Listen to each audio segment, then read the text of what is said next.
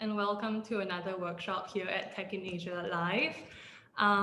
So at Tech in Asia Live, we tackle challenging subjects and skills that you will probably need in your day-to-day startup journey. And my name is Ting, and I'll be your host today.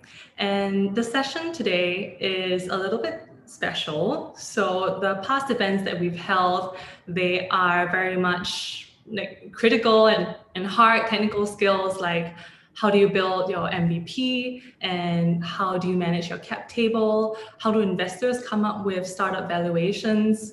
But no one really talks about the soft skills, the human skills that is totally invaluable for you to make you a great leader and motivate your team. And our speaker today has over 20 years of experience in comms, in branding, in public relations. She was the head of comms at Instagram APAC, and she's now the regional PR director at Netflix APAC. And she is also a performance coach that helps executives and entrepreneurs find clarity on their career journey and also ace their executive presence. So please welcome to the Tech in Asia live stage, Ching-Yi Wong.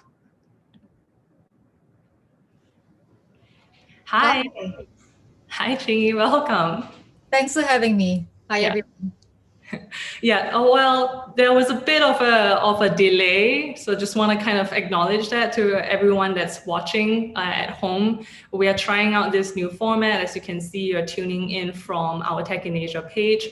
And if you are on the Tech in Asia page, I'm sure you can see the error in the chat box. So you can jump onto YouTube while we fix that issue, and then you can just refresh that afterwards. But you can, again, jump on YouTube. The chat box is available there, so we will get your questions in from there. And while I'm talking about questions, if you already have one in hand and you're ready to ask Ching-Yi a burning question of yours, drop it in at any point of the session. The earlier you drop it in, the more probable that we will get to it. And okay, back to you. So I mean, you have like an amazing career in comms, in storytellings, for brands that are close and dear to us. But my question for you is, how did you get into performance coaching? I think it's such a brave step for anyone to realize that, like, you know what, I'm actually done working on myself and I can help others. It's like, when you're in an airplane and then they say, help yourself before helping the child beside you. So when did you know that, okay, I can now help the child beside me? That's hilarious. But it's also very true, right?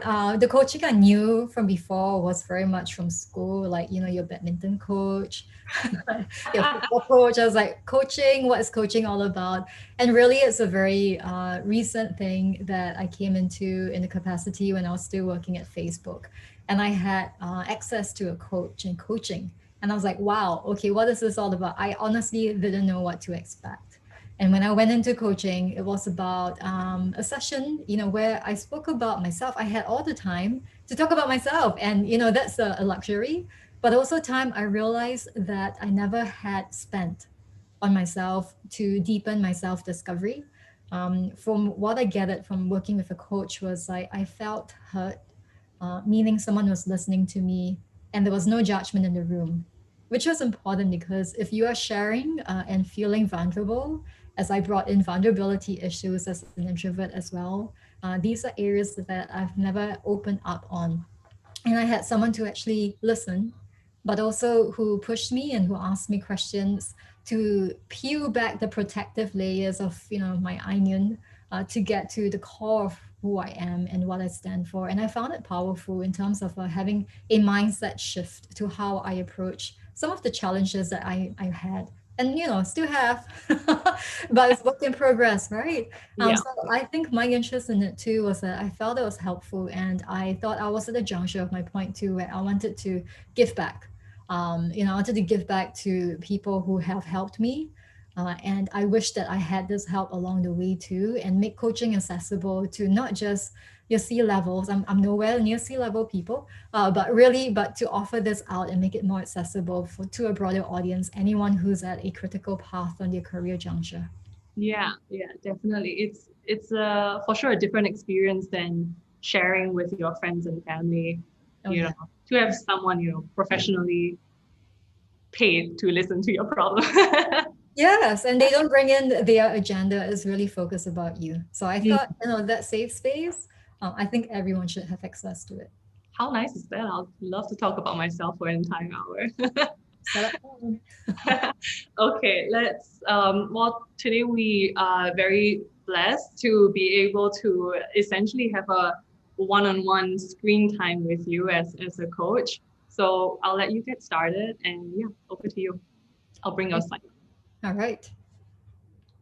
So it's funny because I can't see anyone's faces, and I'll just, project all the energy in the room. But please, if you have questions along the way, to do drop them in the chat function, and we'll try to get to it along the way.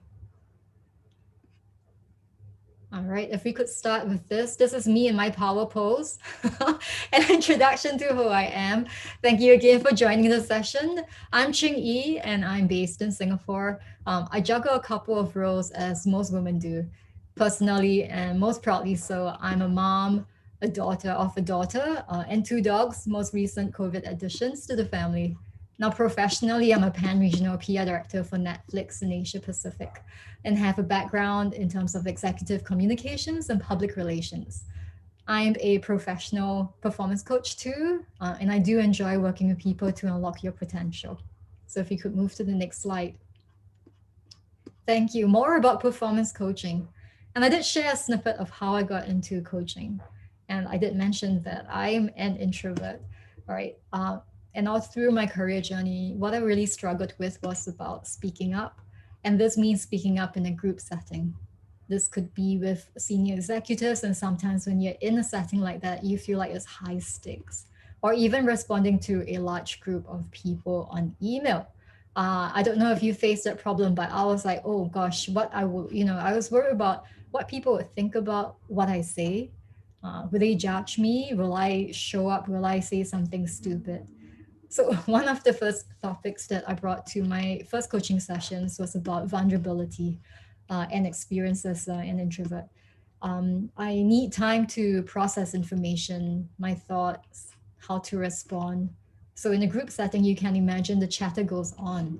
And by the time I formed my thoughts, the subject has moved, the group has moved on. So, it's like, crap, right? What do I do? And if I'm also at my juncture of a career where I want to be seen as a leader in the room, like, how am I supposed to present who I am and yet be comfortable in my own skin? So that's my struggle. And with coaching, I walk through this.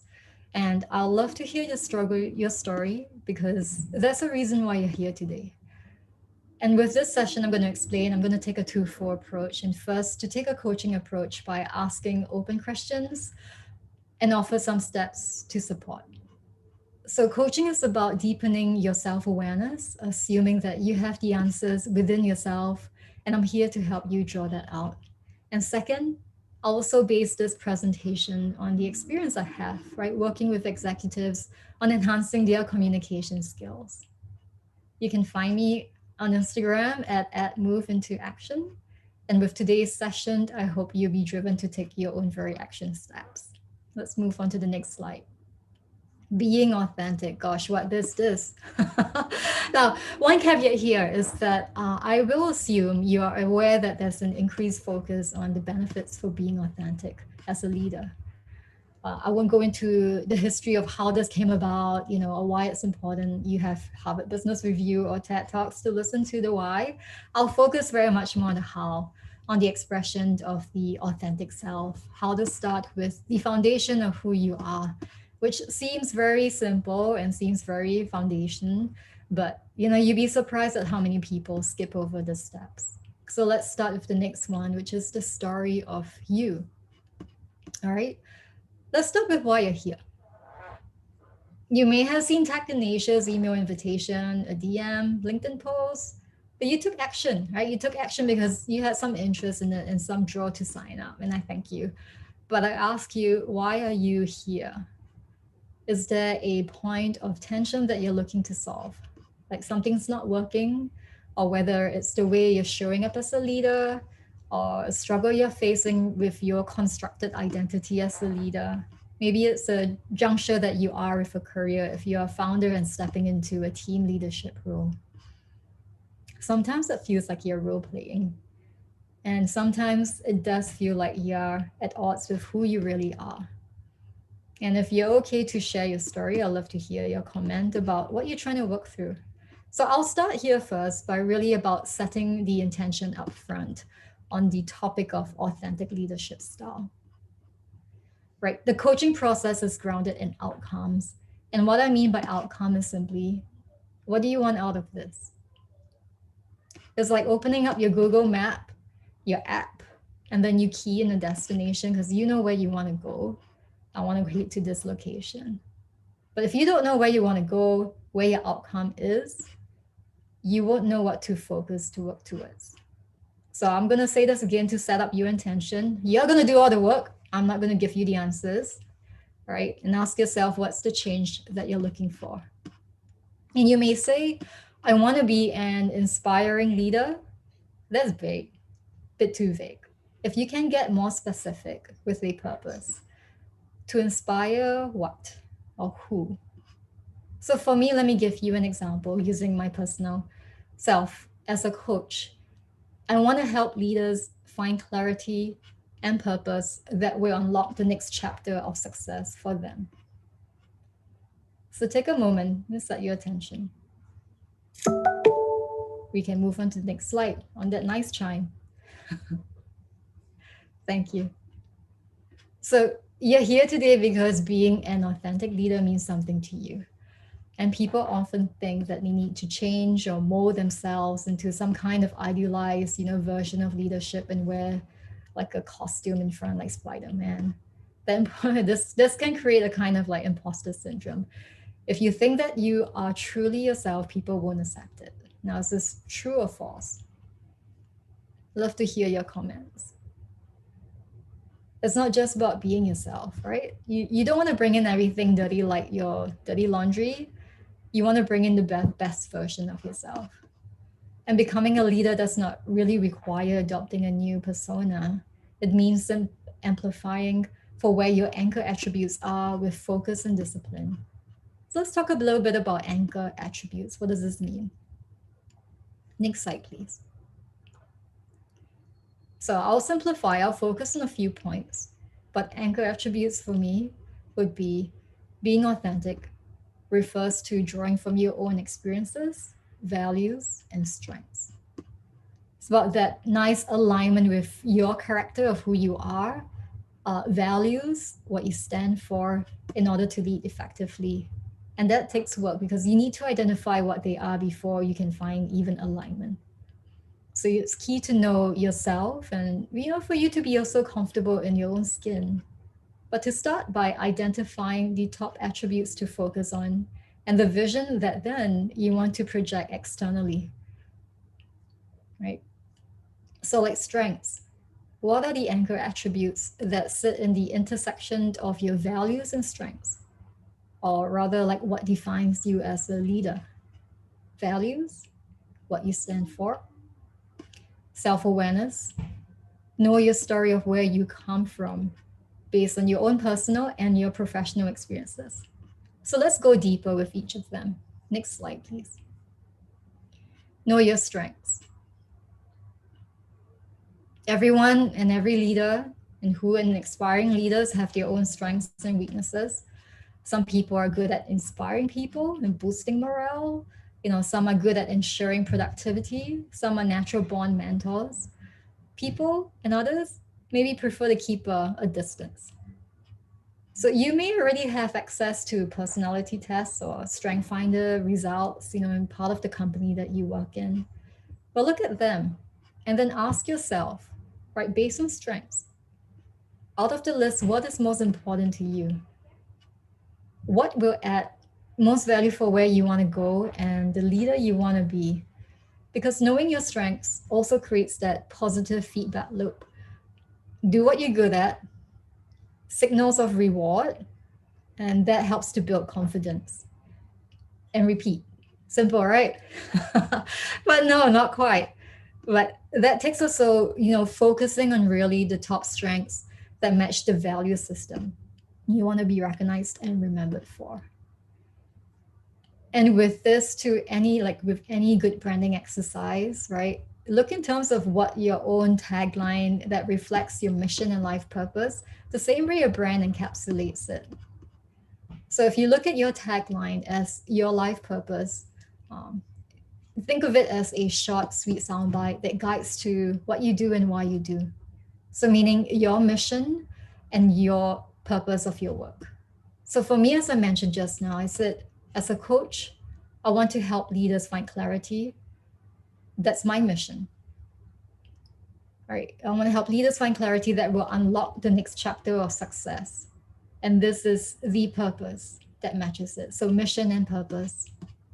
And the line is not about vanity, it's not about impressing people. It's for you, really. It's about building your one liner, your framework for who you are and what you want to focus on. And then on the flip side, too, from strengths, is to know your limitations and figure out how do you compensate for them. Perhaps look in terms of who do you work with that could supplement this, right? If you work with a team of other leaders as well, or your peers, your team, who can exist and play in these roles. It also takes support and advice. I've seen the best leaders build the support team they need to help them stay focused. And the other aspect too is about constantly asking for real time feedback to demonstrate that you are still a work in process. You are keen to learn and get your own feedback. And through feedback too, you know areas for where you can improve on. So form your own board of directors, like a group of peers, family, colleagues, mentors, or friends. Like this board of directors should help you focus and also help correct, course correct when you need it, and allow yourself to be authentically then your best self at the same time while pushing and challenging you. Let's talk about value system. Next slide. Okay, when I ask my clients, what are your values? Suddenly many of them forget what values refer to. So let's do a refresher. Values refers to the principles or standards of behavior, right? Your judgment of what is important in life. And to refresh memories, values can include respect, integrity, honor, humility, wisdom, trust. Everyone in each of us we have our own unique set of core values. It's influenced by how you've been raised, your life experiences that you've been through. And when you think about it, when you are exposed to something that makes you uncomfortable, that creates tension or conflict, it's most likely a conflict of values. Right? So, for example, I don't appreciate it when a person isn't upfront about a situation because it conflicts with my value of trust and transparency. Or I don't like it when someone boasts about their achievements too much because I value humility. So, think about your value system serving as a form of moral compass that guides your vision as a leader. So if you can take an exercise, I think few of us has actually done this, but with pen, paper, list down all the values that are important to you. Then go back, identify the top 3, 4. Don't need to be 10 lists, no, keep it short, snappy, simple. And reflect on why they are important. And then you take one more step, if I can ask you. If you think about it, like what's the origin story behind those values? How did you first come to know about them, which anchored their importance in you? Because I'm going to talk about stories and how they add on to your leadership style in a bit. But it's important to understand too, like your life experience, like how did it contribute to this, right? And then map out some themes that may stand out to who you are. Because being authentic is about knowing who you are. And again, like I said, being aligned with your character, right? What your strengths are, and also the values for what you stand for. If I can go to the next slide. How many can claim you know yourself? I can't. I know part of myself. I'm still learning. So another way to explore your values and purpose is to take your time to also review your life in chapters, which can help you understand yourself in narrative terms, and more to come on this. All right. One important place authenticity comes through is in the stories we choose to tell others about ourselves. stories that communicate our values, convictions, strengths, and goals, even to the story that you tell yourself about you. Oh, I can't do this now. Today I'm too tired. I'm not smart enough. So listen for that storytelling because that shapes your identity. Stories help leaders explain where you come from, right? Where you stand and where you lead. And all of this is then related to also the vision you project.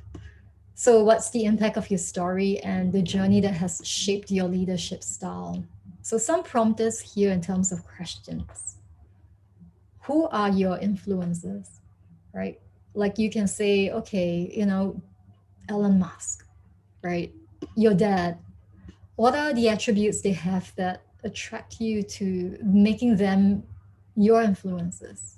Because that reflects also your value system and what you believe in, what you aspire to. So I mentioned the story is the script of your life that you're using as a blueprint to really introduce yourself to your community, your friends, your work colleagues, and also your self belief of who you are, your confidence. It forms your basis of how you communicate and the language that you use. So when you define yourself with language like I'm a terrible leader, you shape how you perceive yourself and just as much as how others perceive you. Next slide, please. Let's look more in terms about storytelling. So I use an analogy of writing a book with my clients sometimes. And I ask them the question, if you were the author of your life, what would your book title be? And ask yourself too, which chapter are you at now? Are you at discovering myself? Are you at, founding new biotech company? What is your chapter? Where are you at? Right? Because a story requires a story arc. And I ask, how does your story begin? How are you introducing yourself as the protagonist? What are some of the descriptions you're using to, define yourself? Do you start with your job title? And if you're not allowed to use your job title, like how would you introduce yourself? Right? It's a fundamental question about your identity. How much does qualifications, industry credentials, gender, personality come into play? So if I ask you, if you remember how I introduced myself, like my name is Chingy, da da, I came with, I juggled a couple of roles as most women do. So that gave you a little teaser of who I am, indicating the superior gender. No, I'm kidding. But then I say too, personally and proudly so, I'm a mom of a young daughter and two dogs. And this side, reflects the human aspect of me, the family I prioritize. Then I talk about professionally who I am, blah blah. Right. And also being a coach to unlock people's potential, which is very much going back to my mission and purpose. It's a simple intro, but I'm hoping that, that intro humanized who I am. But I'd love to hear your intro, but give me feedback about my intro. And did that work for you? Did that, give any indicators? And think about your introduction when you introduce yourself to a person. And in the story arc as well, think about then going into the cast of characters in your life or at work. Who's the hero? Who's the villain? And don't say you. If you have any sidekicks, supporters, right? We talked about influences and attributes and how, you think and what's important to you. Then look in terms of the dream that you want to achieve, because in every story, in every superhero story too, there's always something that needs to be done or saved, right? Has that dream changed along the way? And now with every story too, there's conflict. You need tension to keep things spicy. What's the conflict that's preventing you from achieving your dream? Right, so you see the arc in there. And the arc in there is also like when you go into the climax point, the turning point of things that have shaped your thinking. Like, you may have like one day a new person said something profound to you. What do you do? Something, an obstacle that you overcome, or maybe you're at a stage where you're trying to overcome this obstacle. And then the resolution, which is the ending. What's your ending? Or where do you envision your ending to be? Because this then again, like your Google Map app, leads you to where you want to go. Now, I talked about language as well. So again, is it passive, negative? Do you, when you write your story out, reread it, and you see yourself, am I a victim of circumstance or am I a hunter? I proactively seek out my next adventure, right? So I hope this triggered and these prompts are helpful in terms of just going back to the foundation of who you are, but also understanding a sense of your script and the story that you're telling yourself. Is that true? Is there anything you want to change in here? Next slide, please. Let's move and talk about inner critic and confidence. All right. If you talk about being authentic not only informs the story that you have, but also the confidence and the belief in who you are for the story that you're telling.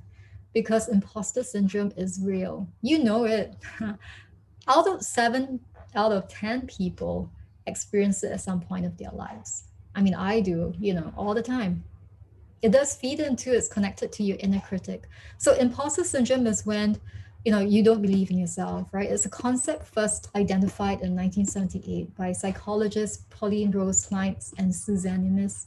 So it's the idea that you've only succeeded due to luck, not because of your talent or qualifications, right? In their paper, they thought that women were uniquely affected by imposter syndrome initially, but later the research showed that this affects genders across professions. Yes. So men as well as women do come into with imposter syndrome, and I've coached both genders as well, young, old. And I bring this topic up because it's close to many people, to me, but yet we don't talk about it, we don't address it enough. And dealing with your inner critic and imposter syndrome will take now a different whole other session.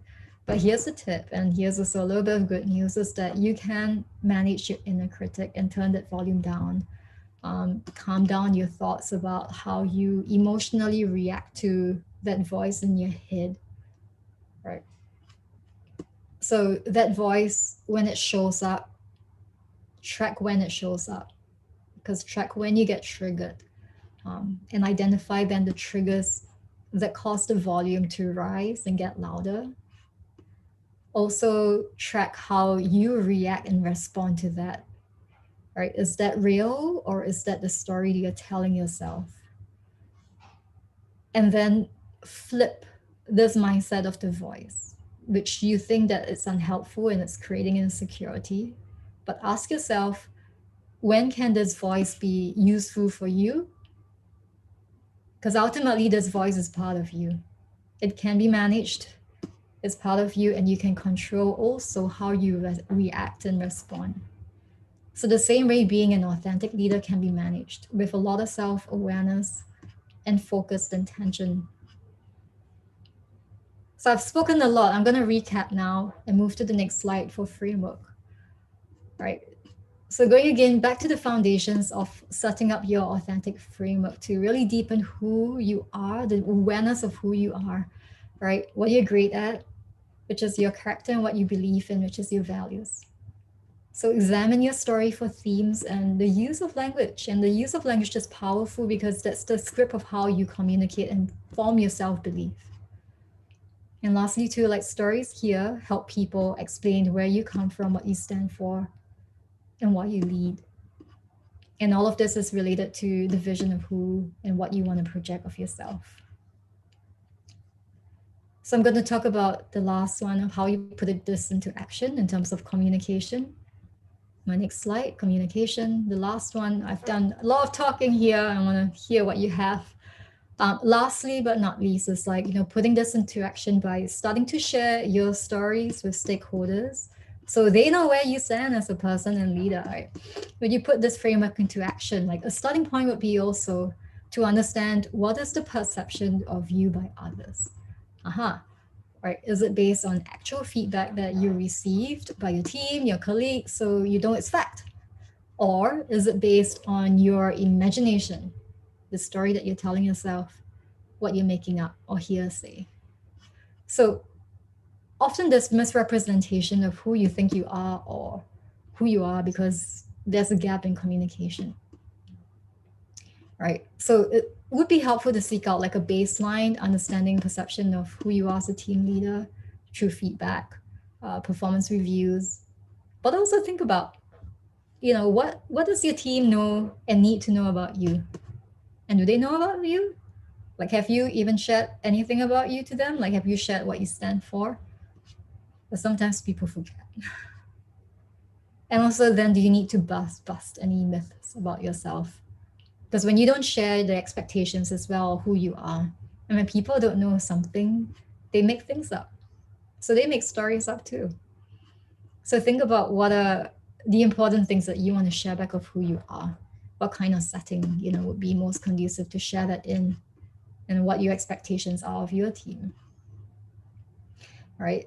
And I think in terms of broader settings, for example, and how you show up, right? Think about marketing communications one-on-one and base this on who your audience is. When you enter a meeting, a room, a panel discussion, like you ask yourself, what conversation do you want to have? And this is what prompts professionals does with execs and communicating as speaking engagements. Like, what are the experiences you can share that creates relatability, connection with your audience, and what's important to this audience? So it's about having a roadmap of yourself and then a roadmap of how you want to arrive to share a story or to seed one that leads you to a conversation that will engage with others. And I think the takeaway here is that there's prep required on the points you want to make of who you are, chart them out. So you know and have them close to your heart and close to the pocket in terms of identifying what you really want to share. Authenticity requires awareness, like focus and discipline. You can't just show up and let your brilliant self shine. It doesn't work that way. You show up with intention, and with it you bring conviction. So I hope this is all helpful. Last slide with a quote. I'll leave you with the quote with Julia Cameron, which is the author of The Artist's Way. And I would encourage you to think about how would you change your identity in terms of knowing what's real and knowing what's not. And when you move away ambiguity, you also move away from the illusion of who you may not be, right? And you find clarity, and with clarity comes change. Thank you.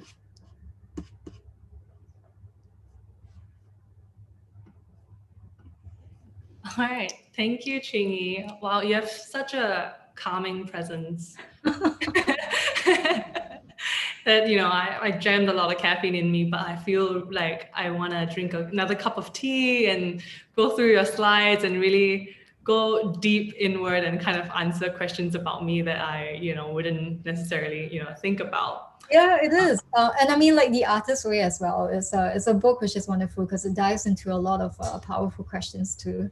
The other one I recommend is Leading with Character with Dr. Jim Lower. And he has a journal that takes you through like 150 days of prompts if you are really going deep. But these are good guiding questions in terms of starting points for anyone who's looking to really wanting to deepen their awareness. Mm-hmm. That's really good resources. And of course, if anyone that's watching that would like a copy of the slides so that you too, like me, can, answer those questions in our spare time, you will have an email after the session. And then once you go through our short little feedback form, you'll get a copy of today's slides. I think just off from your presentation, a lot of it came from, how you present, like how you introduced yourself, and that came from your mission. And I wanted to ask, can you only have one mission? Can you have multiple facets? Like, this is who I am at work, this is who I am with my family, my friends, or is it better to have everything all in line? So I'll go back to where that marketing 101 is that I spoke to, is about to know the audience, or rather to know what is important that you want with this group of people, right? So at work, you may have a mission or a focus on something that may be different from how you show up to your family. I don't know if you want to talk about like you want your family to perform. Your mission is performance of family. I mean, sometimes that may be helpful, but I think think about what is important to you. You can have multiple missions, of course, but I think the core of yourself is really what you stand for. Yeah. Okay. Yeah, that makes sense to have, one guiding principle, one North Star for yourself. And yeah, probably wouldn't want to boss my family around that much. So a lot of it is about self-discovery and finding out what your values are, what you stand for. But often when we begin, we look around for role models first, like you said. And I just want to share this like observation that I've made, especially in the tech industry, the leaders that we see. On one side, you have the very loud, charismatic, transformative, yeah, like think Elon Musk. These people like to go on like keynote speeches on conferences. They have huge, strong lighting around them and they would like to change the world, very loud. But then on the other hand, you have the more soft spoken, they, generally keep their head down and do all the work and the work will speak for itself. Like these are like the two opposing leaders that I've seen around. And is there, a right, a wrong way, a more effective, a less effective way? What are your thoughts about that? Yeah, so I think, like for what you described, the stereotypes are very much the stereotypes in personalities, right? And I think over here, like what I think is there's no right or wrong way. I think it's the different ways that people show up, and if they are being authentic to who they are, that's great. That's one way of their showing up personality. But does it make them a good leader or not if they are, loud or dominant or alpha? Maybe not. A good leader is still very much capable in terms of achieving performance, driving for results, and having the team also motivated. So I think that there is no one right way, but I think over here too, what is leadership attributes which have seen in terms of from a personality side. Like I was reading this article with Harvard Business Review and saying that 53% of leadership is actually very much skewed towards personality types. People who are more adjusted, they are sociable, ambitious, curious, are more likely to become leaders. So I think, like to answer your question, I think there are different types. I think to the point of this is that you can be authentic self. I think one is true, embark on true connection so that you also motivate the teams towards where the team and the company goals are. And that's, an outcome that I hope people can strive towards versus diving into or staying behind the stereotypes that we have in the tech industry. Yeah. Okay, so really amplifying your personality and then finding out what works for you. Yeah. We have a question coming in from Charmaine Cruz. It's quite a funny one. How do you come across as authentic when people don't see you often because we are completely work from home? How do you spread your positivity and energy through the screen? Yeah, that's a good question, Shami. Like I mean, we don't see each other as often as we do, right? So, for example, when I joined Instagram, it was a point where I could travel, I could see my team. We all worked in different countries, but we were able to connect and forge that connection when we met too in person. But that's very, very different from when I joined Netflix and I onboarded virtually. I haven't got a chance to meet everyone face to face. Yes, I do meet you virtually, but it's hard when you don't have the personal dynamics of actually having a face-to-face conversation. However, like you say, it's about communication as well, and how you communicate across how you show up. For example, if you are having conversations with the person, what are the touch points that you have with your team, right? Do you take extra effort? I think we all do to reach out and share our thoughts, um, in addition to the work meetings that we have. I think sometimes we forget that we have different modes of communication channels too that we can communicate through, whether it's a formal meeting, whether it's a one-on-one, a quick chat or ping. Hey, here's something about this. I thought of you. I thought it's important to me, and I want to share this with you. So I think this is where we have to hone a little more intentioned in terms of the way we communicate across. Mhm. Yeah, I think everybody felt that question. Definitely when, even for myself, when I'm joining a new team, and it was really difficult to bond. And, you don't have that where should we go for lunch conversation, and then everybody herds out as a little group out of the office. Yeah, but let's all be more intentional and like just feel free to reach out more. Thank you for that question, Charmaine. Feel free to, everyone else watching, like, please flood your questions for us. I wanted to ask, it's kind of like a sweeping statement, but then, also kind of true that the people in Southeast Asia, which is probably where everybody is tuning in right now, in our culture, we're quite, shy. Usually in Zoom meetings, when you ask a question, it would fall flat. And we're not very confrontational people.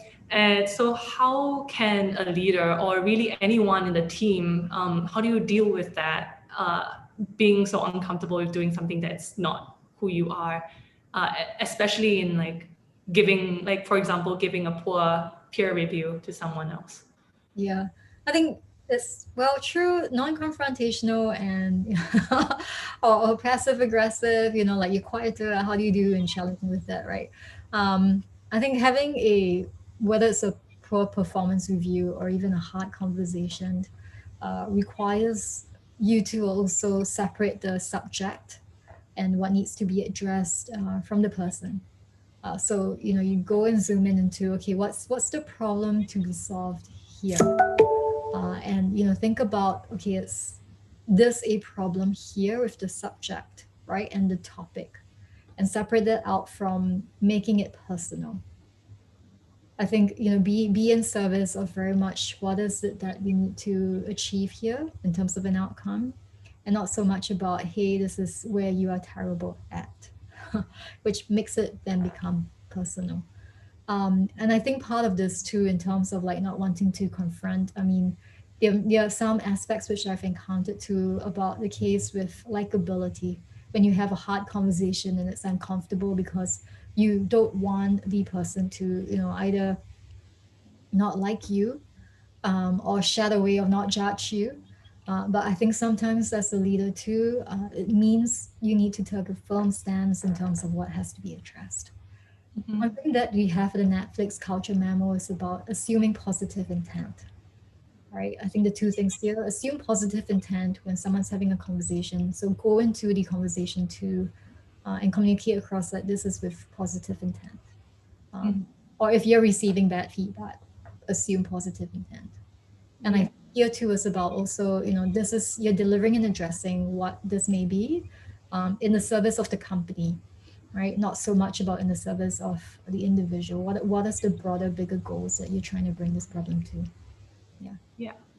Actually, that was what I wanted to like follow up on. If anyone that's watching this and have not yet read the Netflix Culture Memo, I definitely urge you to read it. It's such a interesting piece of document that you don't have to follow it completely, but like pick out bits and pieces that you like and you would like to even try or implement if you really like it.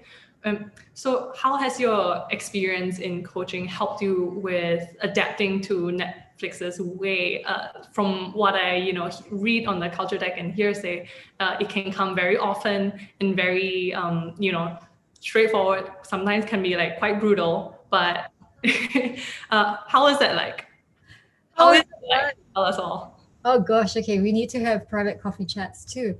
But I think, one thing which I mentioned about does your team know who you are? Right. So I think one of the questions maybe asked by Christine told us about how do you get your team, to align or instill core values. And I think one thing when you are at company level, you have thousands of employees. How do you actually scale for culture? How do you actually scale for then the values for what the company stands for? And the culture memo is helpful in really just being simple, straightforward. This is what we believe in, right? Assume positive intent, freedom and responsibility. You talk about being informed captains, and so forth. But that outlines really kind of a roadmap of what the company is expecting from the people that employed, and therefore with the people that you show up. This is kind of the behavior that we expect of you, and that you will also get rewarded for. So you come in with that kind of expectations are outlined for you versus going into an environment where you're like second guessing yourself. Yeah. Okay, okay. So if anyone that is curious about how it's like in Netflix, you can have a little glimpse of that. Joanne Chia is asking, how do you manage your team without coming across as micromanaging and bearing in mind the deliverables and deadlines? Okay, so probably dealing with someone that is often maybe forgetful, dropping the ball. Yeah, how do you do that? Yeah. I guess I'm not sure if this is related to being authentic or not authentic. I think it's just Or, dealing with a member who may be authentically not, minding deliverables or deadlines. But I mean, I think in terms of where micromanaging comes into place, it's also about trust, and ensuring that you do have trust instilled as part of the team for them to deliver on what they're meant to do, right? Or perform at where they're meant to. And I think again, it goes back to like the outlining what the expectations are, sharing the context of why you need, you know, the deliverables and deadlines to be met. What would be the consequences if not? But I think really having that conversation of how you want to set up your relationship with the person, communicate clearly what are the expectations and what could be potential consequences if the person isn't on time. And then step away and trust that the person, has space to perform that. And if it is consistent, the person doesn't, then that's a different conversation too. And kind of like tying that back to all of us that work from home, and sometimes we can be a bit crude when we type, where it's just in bullet points, and Yeah. just like to do this, duck, duck, duck, and then you And forget add emoji, rocket emoji, fire, fire, yeah, frown, yeah. But I mean, like, I think, like micromanaging, is you just cross yourself like, why is there a need to, or is there something that you may not trust, or what's missing in terms of the communication you have to, yeah. Thank you for that. So I want to bring it back to one of the points that you also mentioned during your presentation about there are some people who are more natural leaders that's within their personalities. So what are these natural leader tendencies that you see in your clients or people around you? Yeah. I think the I know one likability sometimes comes into play, or just someone who's, like more relatable, right? Someone you can connect with, is talking about the human connection, which helps to make people feel comfortable and relate to you, and therefore more in a receiving mode to your leadership, or how you show up as the leader, what you need from them, as a team. um, and I think this sometimes does appear, but I don't believe 100% that there are natural born leaders. So you may be born with some attributes, but I do believe a lot in how that gets nurtured along the way with life experiences as well that come into play. So if you go back to what do you believe in, right? That's why I do ask you, why do you believe in this? Where did this begin at the first place? And once you understand that, you will have more conviction in terms of like, okay, this is really where I'm centered on, because it's based on experiences, that form the value I believe in. Yeah.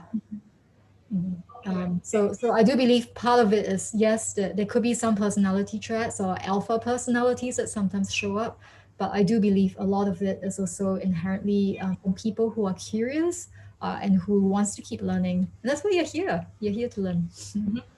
Yeah, when people start to work on yourself, and so when what was that kicker for you to start that coaching journey when you were at Facebook? Do you have to like go through something really terrible and then you're like, I need to work on myself now? Or when should we start? When's the most ideal place to start? In terms of coaching, or in terms of, Yeah, not as like me becoming a coach, but like me seeking out a coach. Like, Oh, okay. I would say anytime, any point of your life. I would say, like I think if I had a coach early part of my career, I wouldn't be meandering all these different roles that I've had taken before. And I wish I had someone that I could work with to tell me to focus because I didn't have focus. I didn't know how to focus or what I should focus on strengths. So that was actually part of my inspiration to become a coach. But I think, for if you are at a juncture of change, usually it's a point of inflection where you realize, okay, I'm at crossroads and I need clarity in terms of where I am right now. And I think that's really a useful juncture to find someone as a coach or someone who's impartial, right? Who doesn't bring in any judgment, but have the conversation with the person so that the person can really listen and take active listening in terms of what you're saying and what you're not saying. Yeah. Mhm. And talking about like listening and getting to know someone. Sorry, it's a Japanese name, so I can't really read Japanese characters. But yeah, she said he or she says it's important for leaders to get to know their audience. Marketing comms 101. So when you're meeting a team for the first time, what are your go-to questions to get to know everyone without being too prying?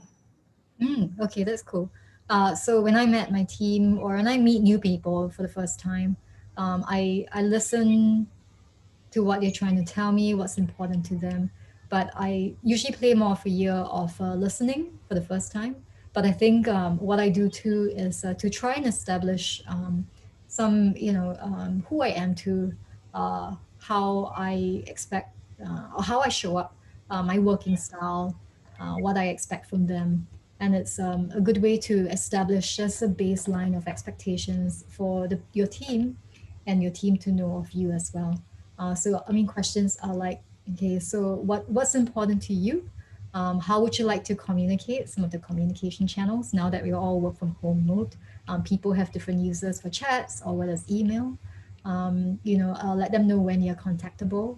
Let them know and ask them to, like what are some of the proudest moments of their work? What are they proud of? Let them speak to that and then ask them and understand why is it that they're proud of this, how would they like to be recognized.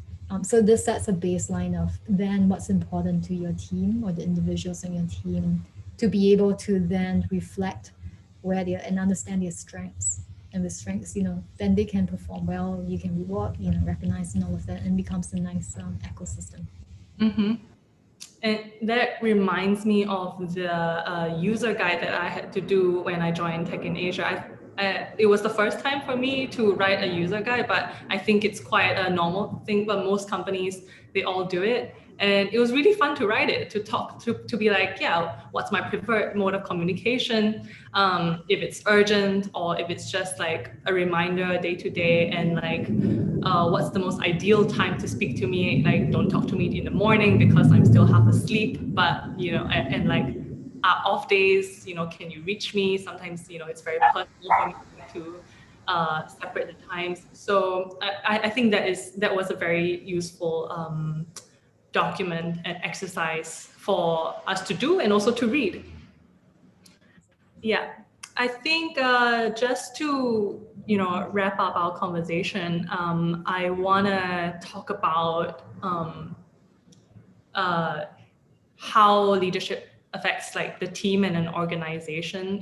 Like I'm quite hopeful because right now, even in just any social scenarios, we are more self-aware about, there's a lot of meditation classes going on.